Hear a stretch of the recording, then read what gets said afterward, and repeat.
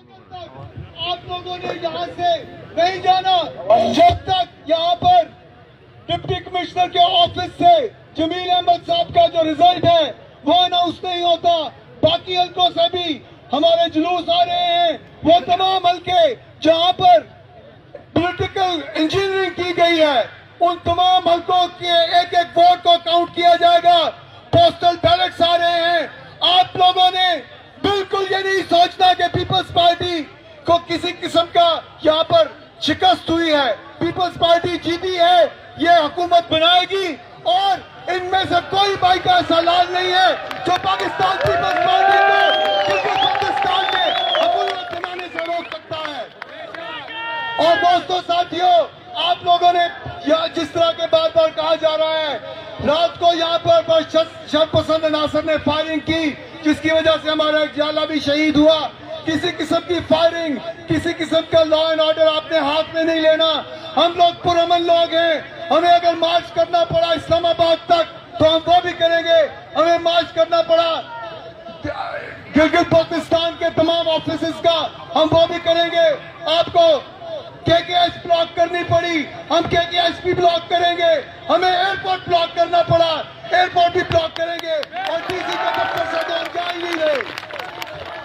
हम हुकूमत पाकिस्तान को, इमरान खान न्याजी को ये बता देना चाहते हैं कि वो वक्त गए कि जब तुम लोग पॉलिटिकल इंजीनियरिंग करके अपनी हुकूमतें बना लिया करते थे।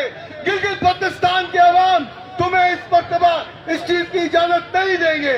नारे भुट्टो, नारे बिलावल।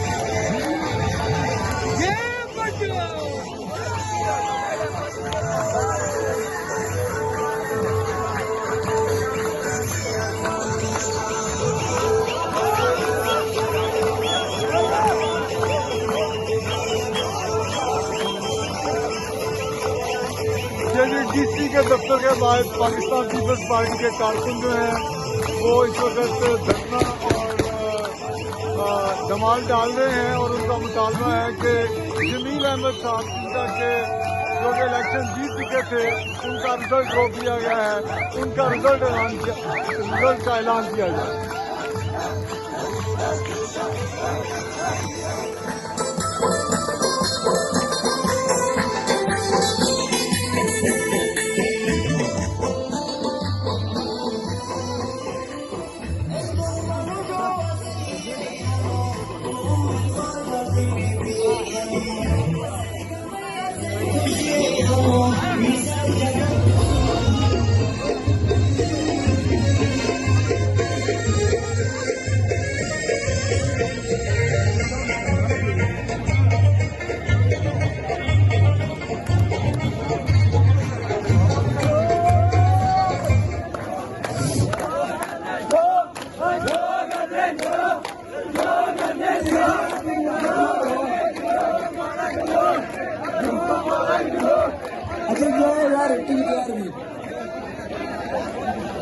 यार लेके आया वालों को